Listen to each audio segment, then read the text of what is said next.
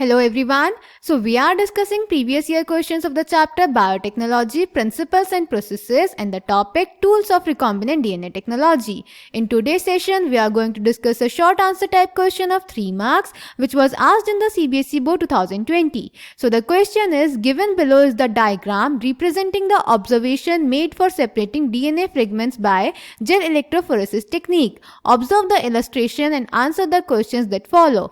A part, why are the DNA fragments seen to be moving in the direction A to B? B part, write the medium used in which DNA fragments separate. C part, mention how the separated DNA fragments can be visualized for the further technical use. तो बेटा इस question में हमें एक diagram दिया हुआ है gel electrophoresis technique का और उससे रिलेटेड हमसे कुछ क्वेश्चंस पूछे गए हैं। तो ए पार्ट में हमें बताना है कि इस टेक्निक का जो हमें डायग्राम दिया हुआ है उसमें जो डीएनए मॉलिक्यूल्स हैं वो ए से बी की तरफ क्यों मूव कर रहे हैं।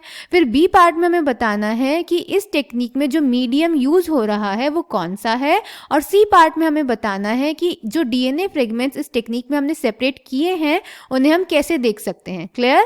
सो लेट्स चेक द आंसर। तो बेटा ए पार्ट में हमें बताना था कि डीएनए ए टू बी क्यों मूव कर रहा है। तो बेटा जो ए है वो नेगेटिव टर्मिनल है यानी कि कैथोड है और जो बी है वो पॉजिटिव टर्मिनल है यानी कि एनोड है और जो हमारा डीएनए होता है वो नेगेटिवली चार्ज होता है इसीलिए वो कैथोड से एनोड की तरफ मूव करेगा, इसीलिए वो ए टू बी डायरेक्शन में मूव कर रहा है। Clear? So answer A is because A is cathode that is negative terminal and B is anode that is positive terminal. As DNA is a negatively charged molecule, it will move from the negative terminal towards the positive terminal. Clear बेटा?